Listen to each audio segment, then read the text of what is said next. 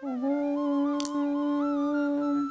शान्ताकारं भुजगशयनं पद्मनाभं सुरेशं विश्वाधारं गगनसदृशं मेघवर्णं शुभांगं लक्ष्मीकान्तं कमलनयनं योगविद्यानगम्यं वन्दे विष्णुभवभयहरं सर्वलोकैकनाथम।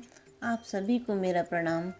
आज मैं आपको अनंत चतुर्दशी की कथा सुनाने जा रही हूँ। अनंत चतुर्दशी का व्रत हिंदू मास की भाद्रपद शुक्ल पक्ष की चतुर्दशी को मनाया जाता है। अनंत चतुर्दशी का व्रत भगवान विष्णु के लिए रखा जाता है। माना जाता है कि अनंत चतुर्दशी के दिन भगवान विष्णु ने अनंत अवतार धारण किए थे।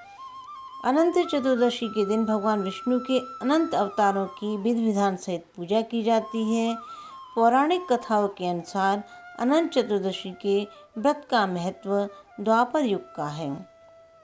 पुराणों के अनुसार जब पांडवों ने अपना सारा राजपाट जुए में हरा दिया था, तब श्री कृष्ण ने उन्हें अनंत चतुर्दशी का व्रत करने की सलाह दी।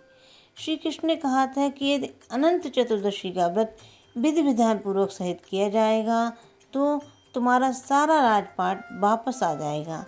आज मैं वही कहानी आपको सुनाने जा रही हूँ। प्राचीन समय में सुमंत नामक एक ब्राह्मण रहता था। उसकी धर्मपत्नी का नाम दीक्षा था। इन दोनों ब्राह्मण दंपतियों के पास एक अत्यंत सुंदरी धर्मपरायणता ज्योतिर्मयी कन्या थी, जिसका नाम सुशीला था। जब उनकी पुत्री सुशीला थोड़ी बड़ी हुई, तब उनकी माता दीक्षा की मृत्यु हो गई। अपनी पत्नी की मृत्यु के उपरांत सुमंत ने दूसरा विवाह कर लिया, जिसका नाम कर्कशा था। अपने नाम के साथ इनका स्वभाव भी बेहद कर्कश था। इसके साथ ही ब्राह्मण सुमंत ने अपनी कन्या सुशीला का विवाह कौंडिन्य ऋषि के साथ कर दिया।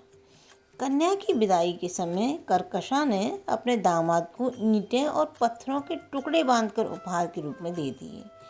कौंडिन्य ऋषि अपनी पत्नी सुशीला के साथ अपने आश्रम की ओर निकल पड़े। आधे रास्ते में ही शाम ढलने लगी और ऋषि नदी के किनारे संध्या वंदन करने लगे। इसी बीच सुशीला देखती हैं कि कुछ बहुत सारी महिलाएं किसी देवता की पूजा कर रही थीं। सुशीला ने महिलाओं के पास जाकर पूछा कि वे किस देव की प्रार्थना कर रही हैं। उनका उत्तर देते हुए लोगों ने उन्हें भगवान अनंत की पूजा करने और इस व्रत रखने के महत्व के बारे में बताया।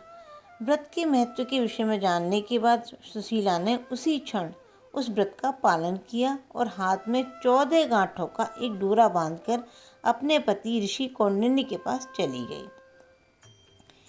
ऋषि ने सुशीला के बाह में बंधे डोरे के विषय में पूछा तो उन्होंने सब बात बता दी, लेकिन ऋषि ने ये सब कुछ मानने से मना कर दिया और उस पूजा के पवित्र धागे को उनके पास से निकालकर अग्नि में फेंक दिया। इसके तत्पश्चात ही उनकी सारी संपत्ति जो थी वो नष्ट हो गई और वे दंपति गरीबी से परेशान रहने लगे। जिस पर उन्होंने अपनी पत्नी से इसका कारण पूछा तो सुशीला ने अपने पति को अनंत भगवान का डोरा जलाने वाली बात याद दिलाई, जिसके पश्चाताप के लिए ऋषि कौंडिन्य ने अनंत डोरे को ढूंढने वन में चले गए, जहाँ वे कई दिनों तक भटकते रहे और एक दिन हतोत्साहित होकर वन में ही भूमि पर गिर पड़े। ऋषि दंपतियों के पश्चाताप के दिनों में एक दिन अनंत भगवान प्रकट होकर बोले, हे कौंडिन्य, तुम्हें स्मरण है कि तुमने मेरा अपमान किया था, जिसके कारण तुम्हें अब कष्टों का सामना करना पड़ रहा है, लेकिन अब तुमने पश्चाताप कर लिया है। अब मैं तुमसे प्रसन्न हूँ। जाओ, जाकर विधिपूर्वक अनंत व्रत करो। अपने जीवन में 14 वर्षों तक व्रत करने से तुम्हारा समस्त दुख दूर हो जाएगा। तुम धन धान्य संपत्ति से पहले की तरह संपन्न हो जाओगे। ईश्वर के अनुसार ही कौंडिन्य ने व्रत किया तथा अपने जीवन के समस्त क्लेशों से मुक्ति पाई। यही अनंत चतुर्दशी की कथा पौराणिक काल से प्रचलित है। हर भक्त अनंत चतुर्दशी के दिन व्रत रखकर विधिपूर्वक कथा को गाते अथवा सुनते हैं। बोलो अनंत भगवान की जय। भजमन नारायण नारायण नारायण, भज मन नारायण नारायण नारायण।